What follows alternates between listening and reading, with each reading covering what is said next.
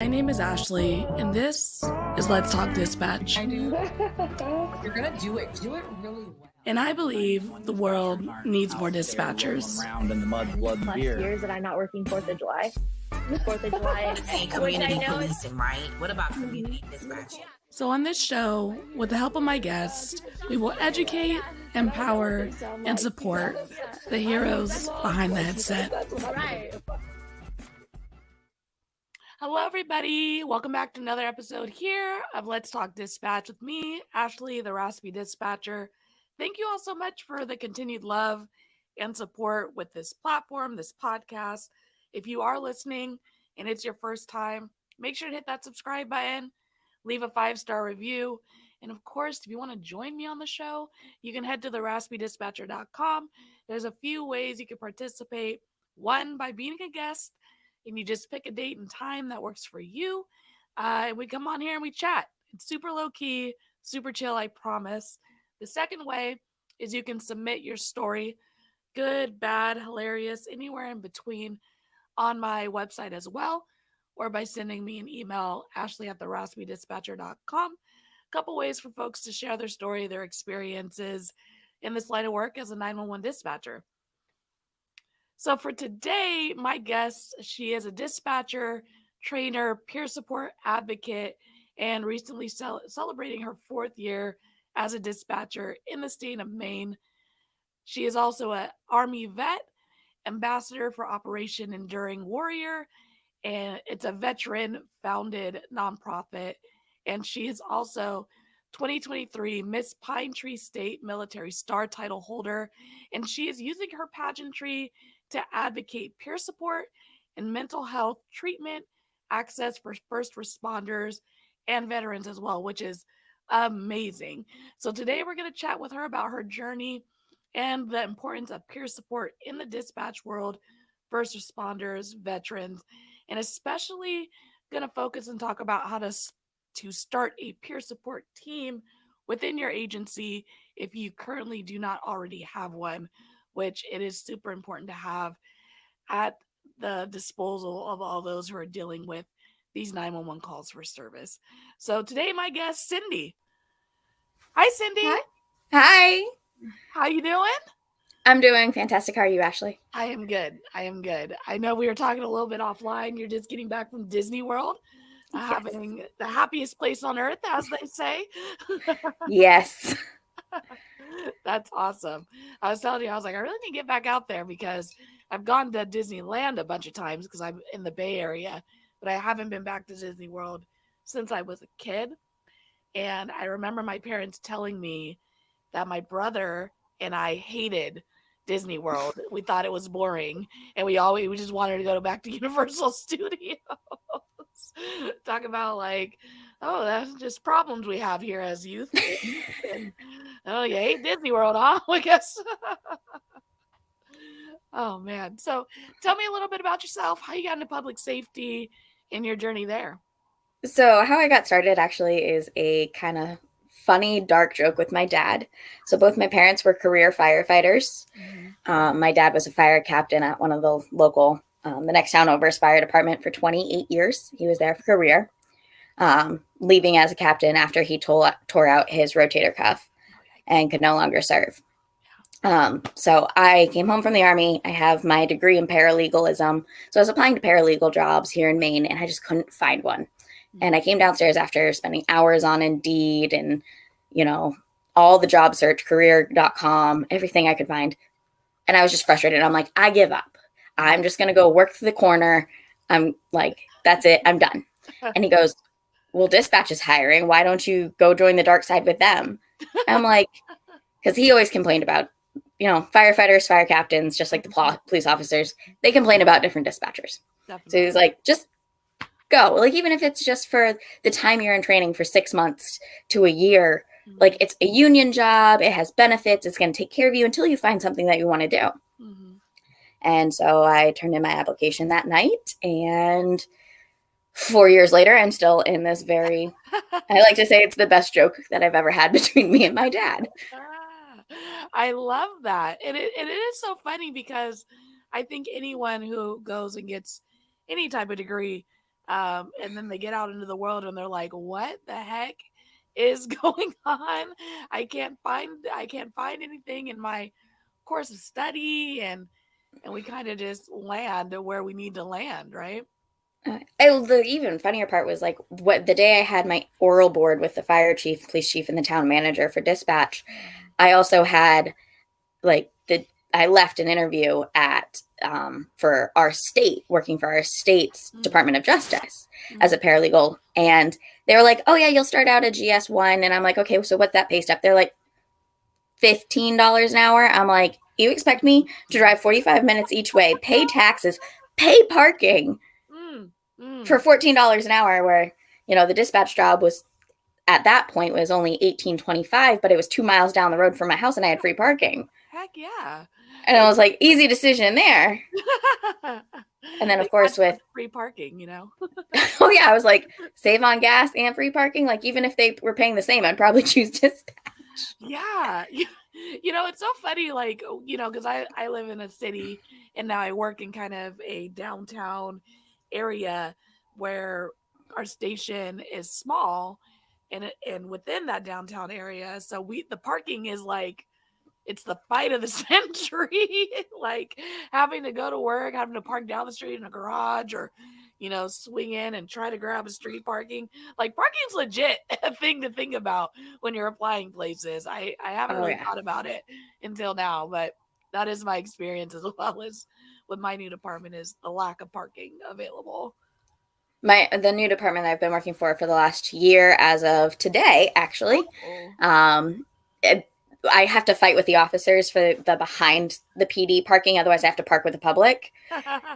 So we have what's called Wacky Wednesday, where shifts are overlapping. So we have more officers than anything. So I have to get there like an hour early before their shift change if I want parking out back and not out with the public. And I'm like, yo, guys, you got to leave me a spot, please. They're like lifting up your windshield wipers and like. See, our town hall, like, they do that. Like, if I'm parked out back, we'll clean each other's cars off during snowstorms because we live in the Great White North and all of that. Like, we take care of each other. But if I'm parked out front, people forget about my car. And after a 12 or 16-hour shift, it's covered in snow. And I'm like, someone should have done that. I couldn't leave. To MDT all. I need all available units to come scrape my car off. Please. So what was it like for you in the beginning? When getting into dispatch, your dad's like the dark side, and like now you're in it. You're one of us. Like, how was that experience for you? It definitely was an experience, to say. When I joined my department, my first agency, they were completely understaffed. Just like, we all are. There was one point where, so our staffing levels there were supposed to be 5 during day shift, 5 certified, and 4 during the night shift. And we were working so understaffed that we were at 3 certified dispatchers and me as a 2-month trainee that had just come back from the academy. So I'm certified, but I had like very little desk training. And they're like, so it's like 3.5 dispatchers. I was certified by the state to do this job, but I had never really done it. And they threw me on a desk and they were like, try not to ask stupid questions. We're here if you need you, but don't kill anyone. We'll see you at the end of the day. And they threw me on the statistically lower call taking desk because we are a vertical center, not a horizontal center. So we dispatch and call take at the same time. Oh, okay. But we had six police agencies and 13 fire rescue agencies we dispatched for. That's wild. So they threw me on the Kennebunk Police Department desk. Okay. Which was also the Metro Teletype desk. And NCIC desk. So not a lot of stuff going on, especially since that is our affluent community we dispatched for. Okay. Like that community alone probably had maybe legit a 6 of our call volume versus our big city we dispatched for took over half our call volume. Yeah. So they were like, she's good. She doesn't have to talk on the radio too much, but she will get experience. Yeah. Now, like even before I left, my trainer, me and her had conversations, and apparently there was a lot of people betting against me during that 6 months of training because of being, I was thrown to the wolves. Yeah. I came back leading the pack after I came home and cried a couple times. Oh, for sure. And I was very lucky to have parents that were first responders. So when I came home and I cried and I said, this happened today, like I kind of had my own little mini peer support group without knowing what peer support was. Yeah. But like I said, it was just, I was thrown to the wolves. Like a lot of the stuff I learned on my own, or I learned through podcasts or watching YouTube videos. Some of yours, the Recipe Dispatchers, are what taught, like, I was like, I need to learn more, but I'm not learning it at work. And so I like logged into that stuff and I used it as my own tools. Some people laugh when like there's a calming technique I learned by watching the show 911 on Amazon. Like they were like, how'd you do that? And I was like, I saw it on 911.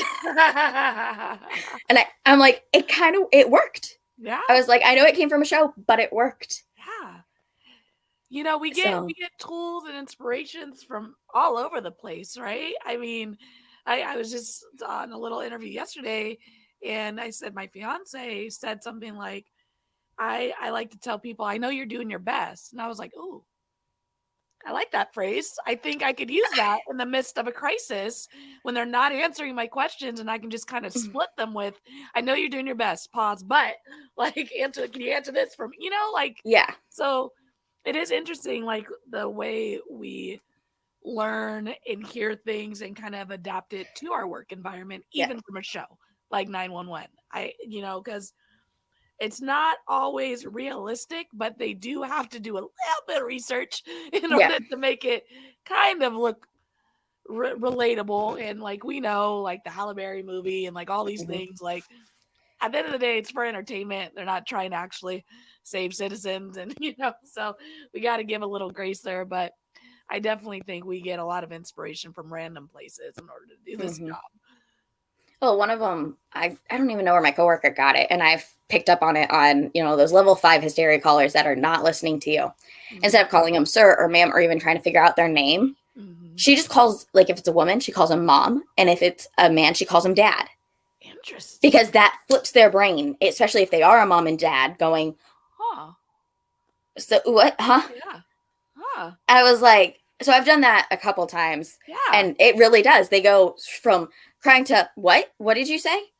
Yeah. Okay. My name's Cindy. What's your name? Okay, Linda. Let's work through this together. Their help is on the way. Like, but as soon as I said mom, that woman like boom stopped. Yeah. And it's like, I'm like, tricks of the trade, I tell you, tricks of the trade. And it's not rude or anything. It's not. Some coworkers purposely, even if they know the caller's name, they'll call them a wrong name, and because then callers will be like, "Well, that's not my name." Yeah. And sometimes you do have to do things like that to get people to hard stop. Like they're escalating, they're not hearing you, and you obviously have to do things respectfully because we are dealing with folks in crisis. To some level, it's a crisis for them. And you got to get them to connect with you, and it does take some bobbing and weaving sometimes. It's a dance for sure, especially with really escalated callers.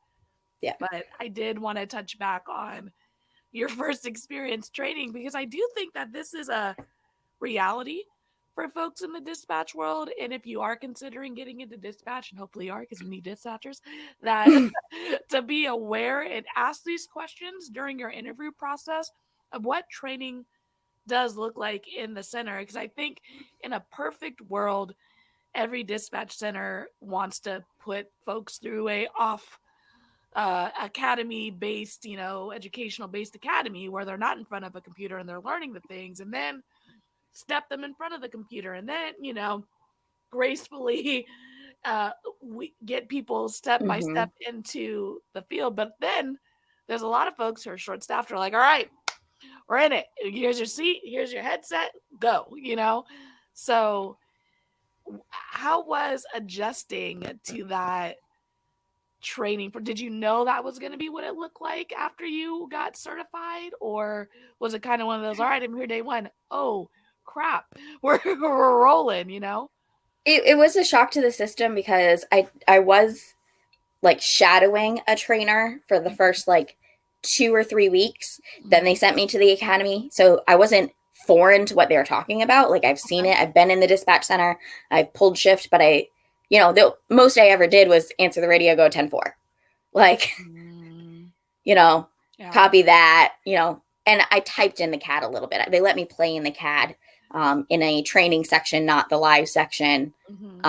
So I did have a little bit of, this is what it looks like. But there was 5 dispatchers in there, plus me behind the dispatcher working, who would be like, okay, you can tell him 10-4, or okay, tell that fire. Like, okay, go now. And you're like, okay, 1, 2, 3. Oh yeah, I was like 10-4. Okay, bye. Can I answer him? I was having so much fun. I was like, I want to sit forward and I want to talk to these guys. Yeah. But then I left and then I came back and they're like, well, now you're certified, so you get to sit forward. Oh. And that's when I didn't have, I was expecting just the roles to switch of, okay, my trainer's now behind me. But no, my trainer was on a whole separate desk dealing, and she was on that first day that I really remember. She was actually on the county sheriff's department's desk. So she's busy. Yeah. She's busy. She's dealing with the wild, wild west of our county. And I love our deputies. And I know a couple of them personally, actually, because we served in the Army together. Awesome. But so I love the guys as guys. Yeah. But you ever sit me down there and I had so much anxiety because their backup is 45 minutes away. They don't have, their radios have spotty cruiser service. They have spotty portable service, if that's ever working. Their MDTs go down every now and then. So they have no trackers, no cameras. I'm like, I have no way to know where you are other than your cell phone. The anxiety I'm just gaining from imagining a world where I had to, because it's true, there are a lot of deputy, sheriff situations where I just took a training with a bunch of officers and they're like, yeah, when we're putting out a traffic stop, we kind of, where's my cover? All right, the 30 minutes away, you got to gauge the risk versus the reward, air quotes type of thing. Is it, and I could I'm in a city, so I've never had to, I've had someone call for cover and we're 6 minutes away and that feels like forever, I'm just like, oh, the guy can drive faster. And then to imagine what you folks are dealing with in some of those counties, these long gaps in coverage and the tech going down, and I couldn't do it. My anxiety would be through the roof. So she, with all of those problems that are just naturally part of the beast of county, she's dealing with that. So I developed something that I still do to this day when I have a question, and I literally pop up almost I think of a meerkat popping out of its hole, popping over the desk and going, dumb question. How do you do that? Throwing it out there, seeing bites hey. What's up, guys? Question. But, I mean, luckily enough, the room I was in, the 3 women I was with, all of them had over 20 years experience in the chair. So when I did have that young, dumb question, they were my moms and aunts kind of guiding me through. But it was overwhelming where they're like, okay, you know what to do other than your dumb questions. Follow the protocol, answer the call, and follow the protocol. And of course, in that first 2 weeks before I left the academy, I had to read the SOPs and SOGs for my department. So, and that was 138 pages and sign off on them. So they're like, you signed off on them, so you know how to do the job here on paper. And you've been to the academy, so here's a desk, have fun. And I do have to quit or give some accountability to my military service of being able to keep my cool and not and okay, I've read my SOPs and SOGs. I kept that book right next to me. So if I ever had it, I would try to find the answer before I popped up. Dumb question. I knew because we use priority dispatch up here in the state of Maine for EMD and EFD. So when those calls come in, yes, I was a robotic dispatcher, but I just read the questions as scripted. Yeah. Because I think you got to do that a little bit, right? Before sure. I was horrible at, gap theory and calming callers at the beginning because that's why I started to watch other shows and trying to find where can I calm callers down? Because that was the one thing on every single review I ever got was you were horrible at calming that caller down. There was too long of gaps. I was but I was waiting for the computer to load as I'm internally freaking out. Like they're freaking out, but I'm internally freaking out. And I think it's so important, like the room, right? Like just being able to ask the dumb questions as gosh, even as someone who's been doing this 4 or 5 years now, I'm sure I still have dumb questions, like, but having a receptive room, especially with the OGs in the room, is so important because if you meerkat it up and got resistance every time you meerkat it, you'd be like, you know what? Why am I here? Like it definitely adds to longevities and making it out of that 6 months to a year aspect of your training, because you need support in this job forever, but especially in the beginning. Oh yeah. And like I said, it definitely, like in the beginning I took a couple tough calls and it definitely, I didn't feel like I could talk to anyone there at work. And, we'll probably get into this a little later, but like we were offered peer support through the fire department, but whenever I sent an email, like I wouldn't get an email back. So it felt so actually inaccessible to me. Yeah. So, but my access was here at home. Like my mom she could tell by the way I put my key in the door. She's like, oh boy. But, she being a career volunteer firefighter, she was the first firefighter in her county in Massachusetts in the 80s, first female. Awesome. Like she's been through that struggle of, well, she couldn't talk to the guys. One call that was fine for the guys that she responded with, hit her hard. So my mom really, and my dad were really my rocks during that training process because they were, like I said, my little interior support group. Yeah. If I didn't have them, I definitely wouldn't have made it out. Yeah, I mean, it's so true. Having any type of built-in support group, like who just kind of get it, or even if they don't get it, they just allow you to talk about it without too much judgment or too many questions. They just kind of somewhere to dump. You gotta have that built in a little bit in your environment, and the fact that you had your mom and dad who just got it, I think that's amazing. Yeah, it definitely says like public service is in my blood, I guess. That sounds like it. Hey. Well, let's transition a little bit into peer support. I know it's super important to you. You're using your pageantry to, vocalize it, put it out there in front of folks.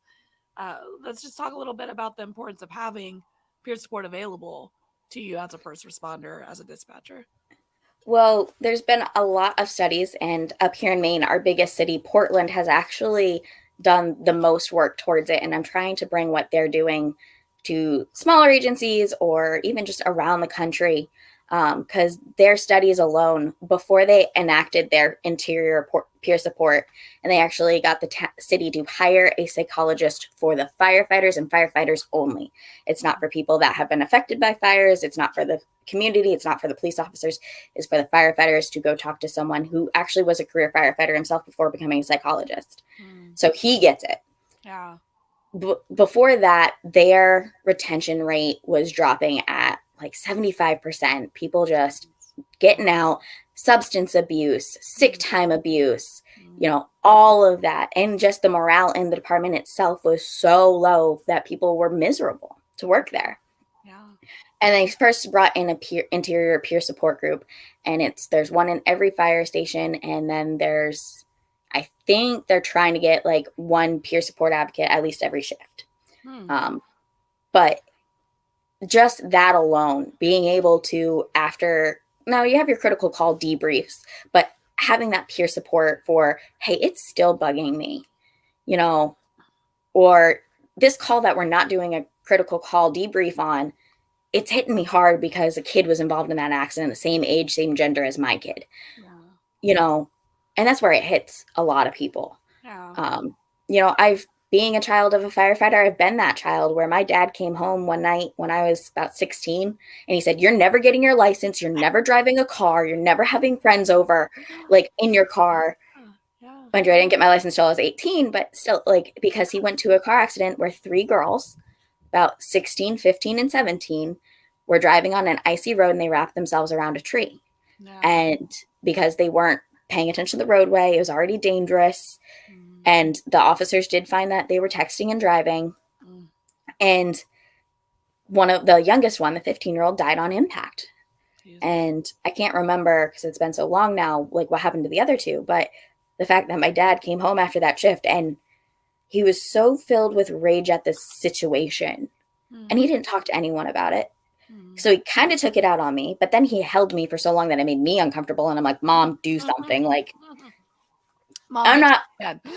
yeah, I'm not a like touchy feely person anyway. Like if I give you a hug, it's like really serious. Yeah. And so like, I was like, okay, Dad, you filled my physical touch quota for the week.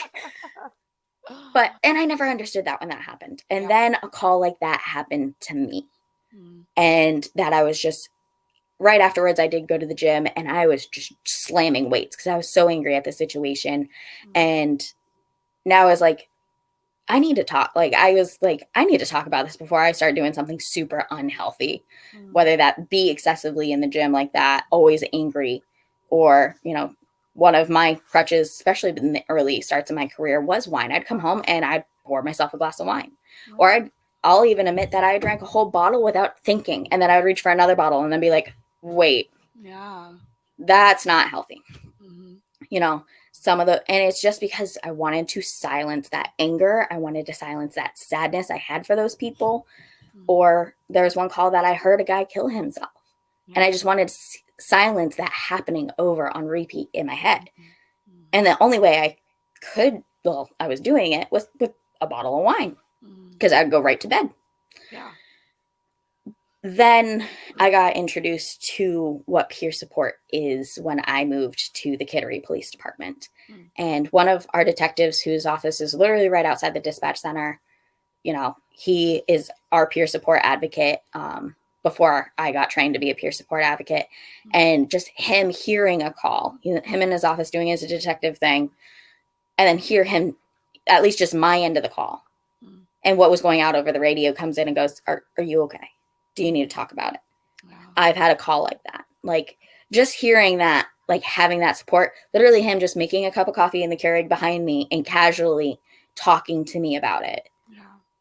It made such a world of difference that I do have to quit that that support from my admin too, from, you know, the peer support advocate, just the guys in general, because we are a one-man dispatch center. So I am alone in there when I don't have a trainee. Yeah. And I take a bad call and they come back. Like, even if it's not like a bad call, but it's just, you know, higher stress call and all that. Or even if it's a call that I'm like, what the hell happened, guys? Yeah. Like just them even coming in and being like, you did great. Do you need to talk about it? Or do you need a break? You know, there's different calls that some of them I'm like, leave me alone. Let me process my feelings. Let me process my thoughts. I don't want to see you. And they go, okay. And they walk back out to patrol. Some of them I'm like, I need someone in here. Or even like, I need a break. And they'll sit down on the dispatch desk. You know, they'll have me MDT because we dispatch for 2 towns. Yeah. Like, put it out on the MDTs to everyone else. Like, don't bug dispatch. Cindy's not in here. Cindy left. It's Ben. You know what? Just turn the emergency beeper on. We're just gonna clear the air. No one do nothing for a while. Cindy's taking a break. But they let me do that, and that to me, like, just like I said, even having Ryan come in and just be like, "Are you okay?" Like, just having that in the first moments was eye opening because every time, like I said before, I sent emails or I didn't feel like I could. Tell the people that I wasn't okay. Yeah. At my other agency, I was like, and that's when I started like studying peer support and what it is and just learning about like agencies that have peer support groups, whether it's just one person or there's multiple people throughout the department, like that are accessible to text or whatever and say, hey, I'm not okay because of this call. It's someone that you can talk to the call about because even if you get your own therapist, there's certain things that we're bound by law that we can't tell them. So if it's someone in your own agency, you can talk in depth about that call. Yeah. You can talk in depth at, you know, it's hitting you because it's a frequent flyer in town. You know, you can talk about all that stuff and getting, you know, not the touchy-feely part of it, but like being able to talk about it, talking about how like just your part of the call went versus the whole outcome of the call. Like it really does matter. And feeling that support versus just being told, oh, 911's ringing, pick up the next line. Yeah. You know, or, you know, I've had the two deep ends of the spectrum. You know, I did have a call where, you know, it was critical. It's the one that the gentleman killed himself on the phone with me. I did everything I could to try to keep him on that line as long, like the officers were just getting there. And then I'm hearing, of course, on the radio what they're seeing when they're pulling up. The line's gone dead. Like, and 911's ringing and I'm in the call. Like, I was like, it was my turn to pick up the next 911. I was like, the supervisor's like, you going to pick that up? Like, okay, on to the next. Instead of being like, oh my God, I just heard this happen. Yeah. And then, you know, a couple of years down the road, right before I left, I had one supervisor. I took a call and it was hitting me hard, but I was just the way I was feeling, the way my brain was working was I need to be here on the desk. I need to do my job because that is what's going to get me through the rest of the shift. If I leave, then I have to leave for the rest of the shift. Like I'm not, and I still had a couple hours left, but the supervisor that I had told me to leave for 30 minutes or be written up for insubordination for not following our order. And I tried telling her, I'm like, no, I need to be here. I need to do my job. You know, like this is what I mentally need right now. But it, like my perception of the whole situation between me and her was she didn't care about my feelings. Yeah. She just cared about her perception of, well, she didn't give her dispatcher a break after a critical call. Yeah. Versus, you know, going, okay, my dispatcher is telling me what she needs. Mm-hmm. And I need to be that leader that listens to her. If she's telling me she needs a break, I give it to her. Exactly. If she's telling me she needs to stay and work through it, then I listen to her. Like, and right now I'm in a position, it's me and one other person in Kittery going for our lead position. And like, I keep that so near and dear, especially when I'm training of, I'm going to listen to my trainees. If they say I need a break, okay, I got you, go get a break.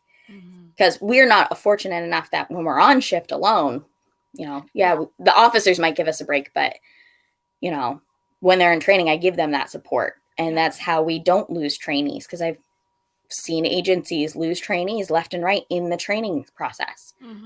Just because they're not forced, like they don't get that support from their trainers. They don't get that support from the room, you know, and this is already a hard job that not everyone can do. Ain't that the truth? Now, if you add the cattiness and the bullying that happened, you know, when I first started, one of the women that was in the room, she even told me, she's like, the only reason I know your name is because you have the same name as your trainer. We were both Cindy. She goes, normally I don't even bother learning trainees' names until after they clear probation, which our training was 6 months. Our probation was 1 year. Yeah. She goes, at that point, you're a dispatcher to me. Like, okay. I was like, that's some old school feelings, but okay. Right? Like that is such a pet peeve for me because I mean, when we think about peer support, the biggest word in that title is support, right? And all we are really looking for as people doing this job is support. It's support from our leadership, you know, support from our peers, support from our trainers. And when they fail to do that, simply support us, and of course within reason, I mean, supervisors of course has policies to enforce and things to do in those realms, of course do that. But if I'm here saying I need XYZ and you have the ability to make XYZ happen, make it happen.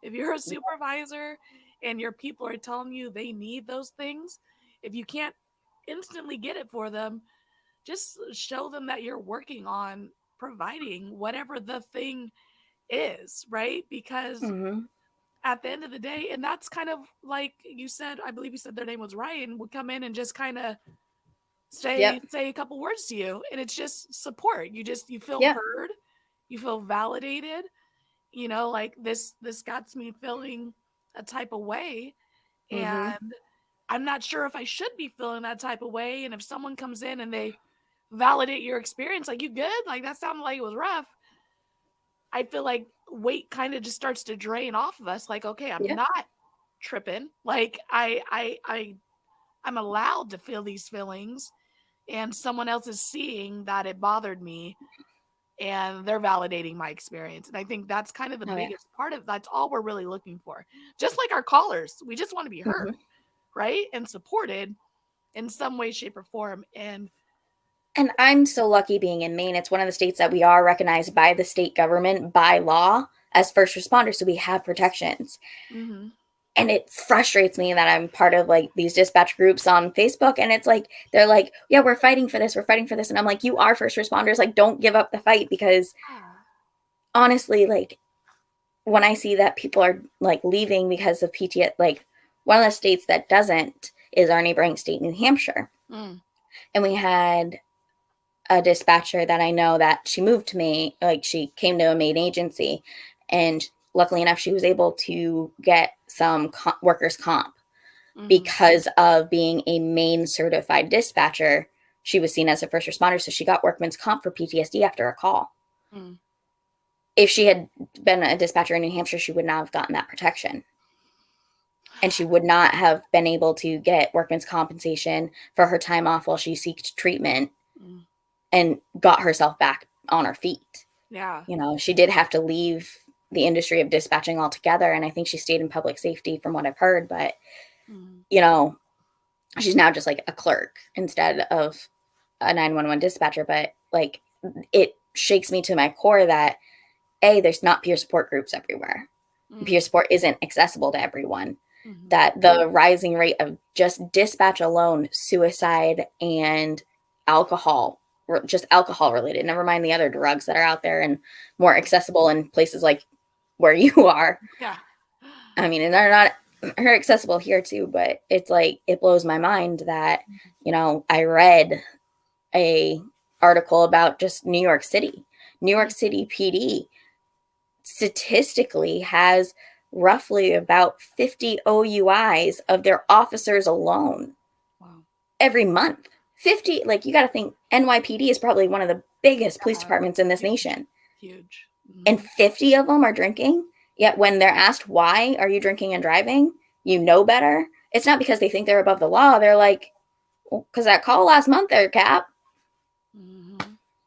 I have no one to talk to. The few psychiatrists that they have for the department, like they're all booked up, like, and they don't have, I reach out, I'm like, do you guys have a peer support team? And they're like, not one that you're describing of. I mean, we all go out to the bar and we all talk about it. And I'm like, we'll take the bar part out of it. And it's so true. And I think for folks who are listening who are not really in the dispatch world, not every state, as you said, recognizes dispatchers as first responders. California, we passed it a year and a half ago, maybe 2 years ago. Like you said, Maine is one of them that does recognize it, but there are many, many, many, many states that are still fighting for that recognition. And as you said, that recognition provides certain supports for things that we can get from doing the line of work that we do. So definitely check your local government, your local dispatch groups, because if you are not currently recognized as a first responder, there is so many folks who are out there on the front lines fighting for that right, that acknowledgement, I should say, and it's such an important thing. Oh yeah, I laugh. I don't know if you've ever really experienced it, but my guys come in and they're like, yeah, I can't do this job. Your job is way harder than being a police officer. They'll come in and they're talking to me and I'm like pointing to the red light. I'm like, I'm on the phone. I don't know what you're saying right now. And I transferred to the current agency I'm at from a larger agency. And I remember being at my larger agency and calling CHP, our highway patrol, and they'd be like, hold on, I got to go out. And I hear them working my phone call, working a radio, and whatever the heck else they were doing. And I was like, I could never work both the radio and call. Like, it sounds terrible now. Oh, that's what I do on a daily basis. And they were like, yeah, it's you and this other person in the room. And sometimes if it gets popping, it's you and this other person in the room and you're doing both. You're doing the whole thing. So I definitely have learned to dispatch differently, I guess, Mm-hmm. because it is a specific superpower to Yeah. be able to do all those things at the same time. That was my fear, going from like a 5-person on the floor to me and me. Mm-hmm. Like, I was used to a structure fire. Like, I would have 4 other people. Like, if I was on the fire desk, I was working it, I was hopping and popping, but I had that support, at least with the call. I had someone else calling mutual aid for me. I had someone else telling police officers to stay off my air. Like, there was so much moving parts, and now it's like I have to do it all. Yeah. You know, my very first day shift at Kittery Police, I will never forget. Like, I was cleared for about 2 months after like 4 weeks of in-house training, since I was already a certified dispatcher. You know, just that little, this is how we do it versus how you used to do it. Mm-hmm. And it's my very first day shift, and we have a horrible, horrible tropical storm move in. Wires down, trees down, flooding in the road, everything. I have radios went down because our radio tower got struck with lightning. Oh my God. So I'm using a portable. Dispatch didn't even have a portable at the time, so I'm using the lieutenant's personal portable with the lieutenant in there. The chief secretary, who used to be a dispatcher and has like our CAD rights and everything, like, she's answering business line calls, trying to, like, writing them down on sticky notes, trying to help me. Yeah. I had over 79 calls for service on the board. Wow. And I'm working on a portable, and like, I'm taking another one. The guys are asking me, like, you know, where's the next tree down so I can go to it. Yeah. And I have since I'm on a portable and I don't have my actual radios, we have everyone, the fire, EMS, and police all on one channel, so I can talk to them on one channel. And I had to break, clear the air. I have a domestic with threats of homicide, like, and they're like, wait, what's going on? I'm like, yeah, other stuff is happening other than the storm guys. Oh my God. It definitely, like, put me in that heightened, like, I am so glad that I was thrown to the wolves, because I was able to take control of that situation. Yeah. But I literally, after the calm after the storm, I looked at the lieutenant and I'm like, never again. Where am I doing? Here's my 2-week notice. I'm quite over this. But I loved how that, as soon as they realized I was hopping and popping, like, and it was luckily it was day shift, so they were there, and someone was in there helping me. But it really was a culture shock just to come to a smaller agency. I'm still adjusting, and it's like a year and a half later. There's still some days I'm like, we need more people. I don't know. Oh yeah, we have. Well, my elementary school best friend actually just cleared training. I finally talked her into becoming a dispatcher, and so now she's cleared. She cleared last week, and we have 2 more trainees. And I, like, every time people are like, "How's it going?" I'm like, I can't wait for them to clear. Because when we have all 6 of us, we'll have 2 of us on. So it will be like, another person. You're like, you start doing things that you used to do when you were by yourself, and your partner's like, dude, what are you doing? Oh, forgot you were here. I'm used to being alone. I'm excited that I can go pee without having to send out to all units on the MDT. I'm stepping away from the console. I'll have a portable with me, grabbing the portable and having to go pee. It's funny. My one of my supervisors the other day, she was like, she was telling me like a story that she had an open mic like a long time ago. The open mic was, hey, can you listen while I pee? And it went out over the air, and then everyone was like, what is going on up there? And it's like, it's a normal ask, because, you know, you have to step away. They have to be aware. But like, to the world, they were like, who's listening to who pee? And you're like, no, I have to use the restroom. I need someone to cover my radio. Yeah.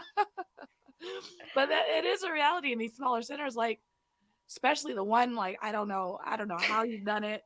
The anxiety I would have just knowing at some point I'm gonna have to pee, let alone do the other thing. So you know, I can't imagine having to. And you have to be like, look at the clock and realize what kind of time of day it is, what day of the week it is. Like, what is, like, you do a lot of statistical math trying to figure out, is a 911 call going to come in? See, I would be terrible at that. I'm terrible at math. I had to put on my backgrounds. I cheated through accounting, and I told my accounting teacher about it too. Nope, I'm terrible at math, so I'd be horrible. So definitely, we're glad that we're going to be fully staffed here soon. So that's awesome. Well, let's talk a little bit about, for the folks who don't have a peer support team, kind of what your suggestions are, how to get that going, kind of what steps they could take to implement that into their everyday life at work. Of course, the biggest thing is probably doing a blanket email to admin saying that you're interested in, like, if you're interested in it and you want to be a peer support advocate, best thing you can do is tell your admin, hey, I'm interested in this. Is this something that we can do? Because you never want to start a special interest group or anything outside of admin's blessing. But there is a free course on the National First Responders Fund website. If you scroll down to their trainings, there is a free 1 hour like intro beginner. This is how you become a peer support advocate. And kind of like it goes over what you talk about when you're in a peer support session one-on-one with people, what words you do use, what words you don't, what to look for, of if it's something more than peer support that you need to, either gently tell them, hey, I can't handle this situation. Like we need to look for someone more qualified. And then they do Zoom classes throughout the year. I haven't seen any recently, but I work with them. I am Operation Enduring Warrior Community ambassador, but I also do a lot of ambassador work for the National First Responders Fund, which also, if you are looking to start a peer support group, you can send them an email, and that's what they do. They take donations and everything so that they can send someone out to train peer support advocates around the country and bring peer support to all first responders. And to them, dispatchers are first responders, whether your state recognizes you or not. So you can always reach out and say, hey, I'm looking to have 3 of us trained for our agency. And whether that's, one dispatcher, a police officer, and a firefighter, like our town is looking for this so that, everyone has critical debriefs. But like I said, not all calls are going to need a critical debrief with everyone involved, but it still could hit someone really hard. Yeah. For me, one of the really hard calls that stuck with me to the point that I did need therapy was I myself am a domestic violence survivor, and I took a very bad domestic violence call. Most of them never bothered me. This one, the mom was actually doing text to 911 in a closet with her 3-year-old because her husband had loaded guns and was trying to kill her. Yeah. She actually called first and was whispering, but I couldn't hear her. And so finally I knew us here in Maine, we have next gen system. So we have text to 911, and I told her to hang up and text me so that he wouldn't hear. I'm like, silence your phone so he won't hear me texting you back. Yeah. But he's not going to hear you guys talking. Yeah. And being able to use that resource saved her life. We got him arrested. We got them out and into a domestic violence shelter locally. But that call, it wasn't a critical debrief for everyone. Yeah. It wasn't a standoff. It wasn't, SRT or SWAT being called out. It wasn't a fatal fire. It wasn't any of those big ones. But it hit me, A, because of my life experiences, and B, because I was making that deep, deep connection with her in a very scary moment for her and her daughter. And, it was kind of like one of the officers said that it was a little bit rough on him because he has a 3-year-old at home too. But he's like, it didn't hit me the way it hit you. Like, to me, it actually did trigger full-on PTSD with anger, with alcohol, with nightmares, I wake up in the middle of the night screaming.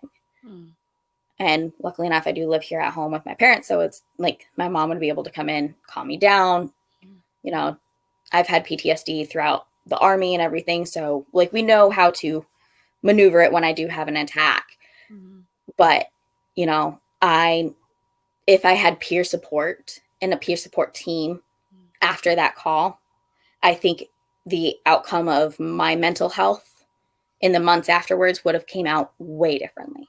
And that's why I've teamed up with the National First Responders Fund, knowing what they do, and becoming a peer support advocate myself, so that when, say, someone, you actually, if we were working together or working in the same agency but different shifts, you took that one call that you're like, that reminds me of my nephew or my niece or whatever, it hits you, but it doesn't hit anyone else in the department. Okay, let's talk about it. Yeah. Let's grab a cup of coffee in the break room, or, if we meet up I perfectly have done it on days off. Like, let's go meet at Dunk's. I'll pay for your coffee and let's talk about it. Yeah. and we are removing ourselves from the like, I love doing that because it removes you from the dispatch center, removes you from other sounds of stress, and we can really process what's going on. And being able to process like how you handled the call, how you validate your feelings, you know. And I always ask the people that I'm talking with, like, are you looking for solutions or, you know, feedback, or do you just want me to hear you? Because if you were looking for solutions and feedback, then nope, I could have done this differently, or nope, I would have done it the same way as you. But if they're looking just to talk, then just yep, I totally get that. Like, can be a very therapeutic, like, just talking to a coworker about something that you both would have faced, and going, I got you 6. Like, sometimes that's the biggest thing that I've ever heard is, you know, I got you 6. You know, recently I had what really solidified my want to be a peer support advocate and my force into my pageantry with that was we took a swatting call up here at my local high school, which is also where my 15-year-old sister is a freshman. I had just gotten off a midnight shift, and we heard sirens blasting by the house, and my mom goes, what the hell's going on? And I look at my phone, and being part of the tactical dispatch response team, I noticed, I'm like, there's a shooting at the high school. And I loaded up my car. My brother, who's military, we loaded up and we went down. Luckily enough for me, I was able to show my badge and get on scene. But afterwards, the aftermath, the fact that I had Ryan and peer support of, you were there. You also had your sister there. Like, you good? Let's talk about it. Nope, you did amazing in your response, you know. And luckily enough, it was a hoax. And everyone was safe, and all of us learned from it. Everyone that responded. So, you know, but the fact that I was able to meet with Ryan off the books in, you know, it was in the dispatch center, but we talked about it.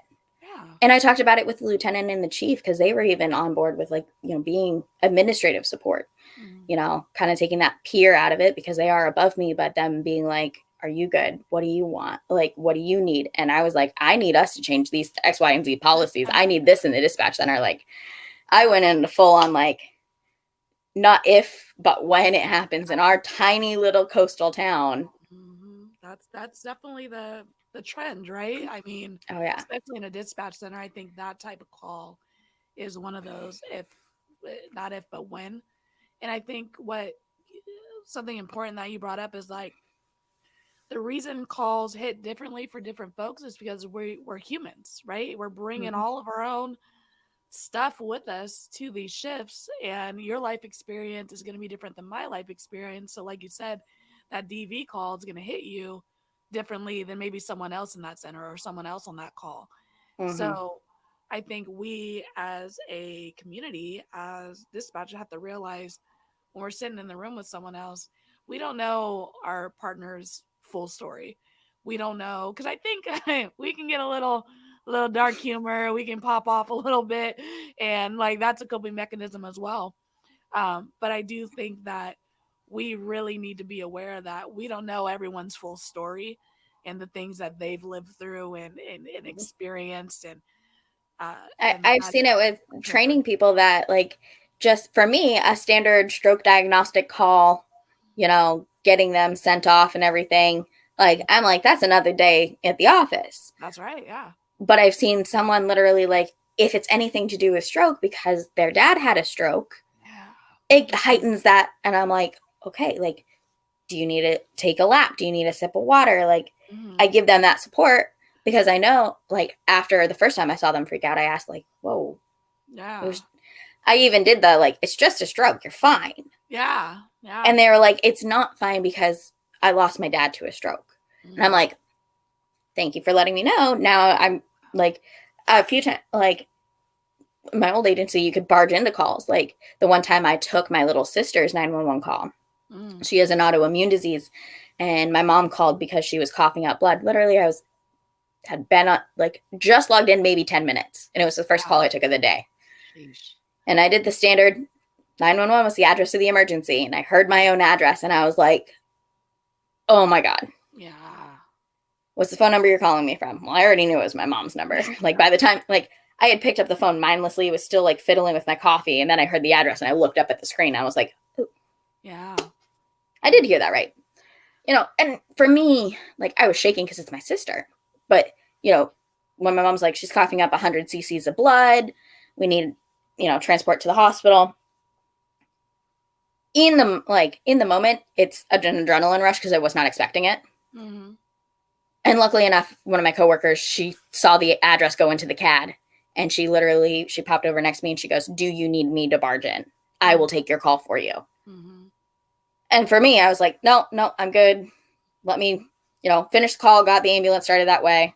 Mm-hmm. Of course, the ambulance crew, they were like, wait, isn't that says Utgard residence? Isn't that your, and I'm like, yes, it is. That's so move. Move with a purpose. You know, luckily enough, it's just my mom, even when I came home, she's like, I almost wanted to tell you, even though I knew it was a recorded line, to breathe. Because I was probably holding my breath the whole time, but it's something that we're used to. Like, if it were to happen while I was here, I'd just be like, okay. Yeah.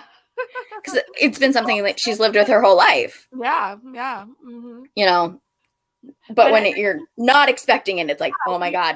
And you don't know what's happened yet. And then, you know, there's it's a roller coaster, right? It's like that experience. You just hear it. You're like, oh my gosh. Okay. All right. Well, this is normal for us. And, you know. But then having that coworker, that support of, hey, do you need me to barge in and take over? Because I can do that right now. Yeah. And of course, that, you know, me being stubborn, I was like, probably my mom likes hearing my own voice when she's dialing 911. Be like, okay, it's my daughter. We're good. Start the ambulance. But like, that was one of my first times at my old agency that I like, and that was closer to me leaving, that I had support on the floor like that of, we know this is a Cindy specific high stress call. Yeah. You know, and it takes knowing your coworkers and having that peer support of knowing, oh, that's so-and-so's address. Yes. And so-and-so's taking that call. Like, should we ask first? Of course, don't just barge in. Yeah. Because that can cause drama on the floor altogether of, why'd you take my call? Yeah. Mm-hmm. You know, the only person that should ever barge in without asking is a supervisor in my mind. Yes. And that's because the supervisor is seeing something so wrong. But, you know, and then again, like I said before, like even my dad, none of the other firefighters, when it came to that crash, like, yeah, they were shaking. It was a fatal accident. They did their debrief, but it hit my dad a lot harder because he had a 16-year-old daughter at home that was in driver's ed, learning how to drive, who loves having her friends around. So he didn't see, you know, girl A, B, and C in the car. He saw Cindy, Brooke, and, you know, Allie in the car. Yeah. Yeah. You know, he saw his daughter and these two girls that are practically lived at the house. Yeah, seriously. So now I see that all the time. Like, it doesn't matter what type of call it is. It could be something that to me is an everyday, okay, whatever. And to the dispatcher next to me, or even the officer on the road, it could be, you know, the worst call they've had in their career. That's why peer support is so important. And like I said, anyone that's interested, you can take the free 1 hour online class for the National First Responders Fund. It's kind of more like a Zoom. They talk at you. There's no test or anything at the end. Yeah. And then reaching out to National First Responders Fund if you guys don't have funds to actually get more training on it and keep up to date on, you know, what to do when your own coworkers are in crisis. You got to think, you know, the officers and the dispatchers to the left and right of us, like if they say, I need help, like we're doing everything to move heaven and earth to get to them. Mm-hmm. But what about when they're in crisis and they're not screaming, I need help on a radio? They're acting just a little off than their new normal self. They're more quiet or they're more talkative. Like you're noticing that. And that's what peer support is moving heaven and earth to stop the internal crisis. So true. And the National First Responders Fund, I think that's such an awesome resource. And I hope I'm going to throw it at my peer support team. I don't know if they're aware of it. I hope they're aware of it. But just the access to the free Zoom class, right? Like, so even if you're not on a full-fledged peer support team, you are still in some way providing peer support to the folks you are working with. So Yeah. even if you are not on a peer support team, check out the free course. You know what I mean? Watch it. Yep. It's going to provide tools to your tool belt. And yes, of course, send that. I'm going to check in with our peer support team and see if they have access to it. Yeah. Because more training, the better. More knowledge, the better. And if I could take a free course that's virtual that I could hop on whenever I have my free time, then potentially support, one of my coworkers in the future. I mean, it's phenomenal having that access. So I definitely appreciate you sharing this resource, and I'm going to add it to a resource page on my website because there's so many different resources out there that I just think you're not aware of until you have to be. And Mm-hmm. we can have that preventative type of care knowledge and an information bank for dispatchers out there. It's only going to help us more in the future. Yeah. No, that is one of the big ones. And then also American Emergency Preparedness is who we use a lot of our trainings through. And they actually have some like peer support, PTSD treatment type classes. One of their classes, they actually bring in, like the first day it's all dispatchers. And then the second day they actually have you bring in your family members so that they can see the family side, like the outside of the work side of it and all of that. So there's plenty. That one, like I said, American Emergency Preparedness or can't remember their full website name, but they took over PSTC when they got absorbed earlier this year. So they have amazing classes they're doing online, and they're bringing back the 2-minute trainings, and they're going to include a lot of that stuff too in those 2-minute trainings. Because I've talked to their CEO about it because of, my pageantry. I'm like reaching out to whoever I can, like, hey, how can we make this even training about peer support or just knowing, what to do for your own self, your own support in these situations. Like I have my trainees laugh at me because I have a drawer, like we have drawers and cubbies, and one of my drawers is filled with fidget toys and coloring books. Because in the downtime after a stressful call, I have a Minnie Mouse, pop it, and I will grab it and I'll hand it to them. And I'm like, give your hand something to do. We have a stair stepper and a walking pad. They'll see me after a stressful call or even during a stressful call, quickly whip it out while I'm still on the phone, like doing CPR. I'm on the, stair stepper, and I'm doing 120 beats per minute with my feet because it's bringing my own heart rate down as I'm from the adrenaline. It's keeping my own heart rate at that 120 beats per minute. Yeah. Versus my heart rate skyrocketing because we just got this adrenaline dump when you hear, my husband's not breathing. Oh my God, he's dead. Like, boom. Yeah. And that's nothing we can control. But we can control how we react to our body's actions. Exactly. And I learned that through these courses and, sharing that peer support of, yes, sometimes it's talking about it and having a cup of coffee, but sometimes it's being like, hey, go in my drawer. I got fidget toys. And snackies. We like snackies. Yes. We're working on the snackies thing through our union. So I do have a BJ's and a Sam's Club membership. So like a Costco membership. So if I could get the union credit card to go get the snackies. Right. Yeah. Ask first. Let's see what they give us, Exactly. Well, as we wrap it up and we come to a close, I'm going to give you the question I tend to end with most folks who come onto my show, which is, what advice would you give someone considering a career in dispatch? I would give them the advice to be attentive and compassionate.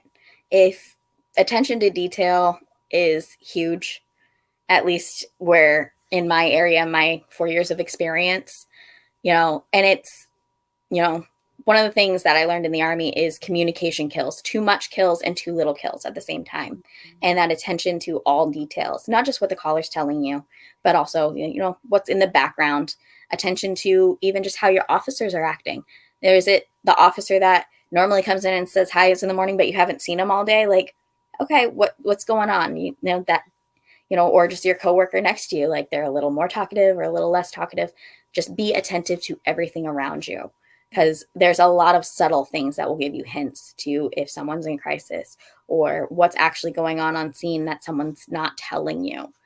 And then be compassionate towards your officers and your responders, be compassionate towards your callers. They might be calling you out of their mind because of a parking ticket, and you're going, this isn't an emergency. Like, this goes to the parking authority. Like, why are you calling me? Wow. But you still need to be compassionate because there might be something else going on that has now triggered them to call you. Yeah. Or, like I said, being compassionate towards your officers that, they might be having a bad day. Yeah, you sent them on the call and they might take it out on you a little bit, but, you don't know how that call treated them. They just might be having a bad day because they woke up and, their wife yelled at them for not taking out the trash, or, one of, if they have a new baby at home, they're not getting sleep. And they're now getting snappy on you at the radio. Well, it's not towards you. It's because they're sleep deprived and you've now sent them on 5 report calls. And they're like, now I'm not going to get home before the baby gets home from daycare, so I can't get a nap. So just be compassionate towards every aspect of life. Everyone that you interact with on the phone, in person. I love the shirts that say you don't know what everyone's going through. Mm-hmm. So just be kind, even if it's, hey, I'll give you my debit card and you can get a coffee if you get me one. That might make the officer's day. That might make your coworker's day of, okay, yeah, you need a break. Hey, here's my debit card. Coffee's on me. You take your break and go get it for us. So that's the biggest things is pay attention to every little thing that you can and just show as much compassion as you can. Amazing. Cindy, thank you so much for your service, for your continued service, and your advocating for peer support. We definitely need it. We need more dispatchers, but we need happy and healthy dispatchers and first responders. So thank you so much for the work you're doing. It's needed and it's appreciated. Thank you so much. All right. I'll be right back with you. Okay. All right, everybody. That was another amazing episode of Let's Talk Dispatch. Again, truly, Cindy, thank you so much for what you're out there doing, what you're out there advocating for, dropping some gems here for free resources and continued education in the peer support realm, National First Responders Fund, American Emergency Preparedness as well. I'm going to have those links and that information in the description of this video for folks to go access later. And like I said, Cindy brought in that there's a free course dedicated to peer support on the National First Responders Fund page. And whenever you get these chances to go to these trainings, access these trainings online for free, I do encourage you to do so because there's never too much tools in your tool belt. So continue to learn and add to your information so you can continue to provide support to yourself and to others in this line of work. As always, thank you so much for the support. Make sure to hit that subscribe button. Follow us on the socials. Hit me up if you need me. And I look forward to connecting with you all next week. Until next time, stay raspy. Thanks for joining us here on Let's Talk Dispatch. Don't forget to hit that subscribe button and leave a 5-star review. Consider joining our Patreon for exclusive content, early access to episodes, and discounts on merch at theraspydispatcher.com. Follow us on Instagram and Facebook and subscribe to our YouTube channel. All of these things help support the creation of more content because the world needs more dispatchers. Thank you all again for the love and continued support. And until next time, stay raspy.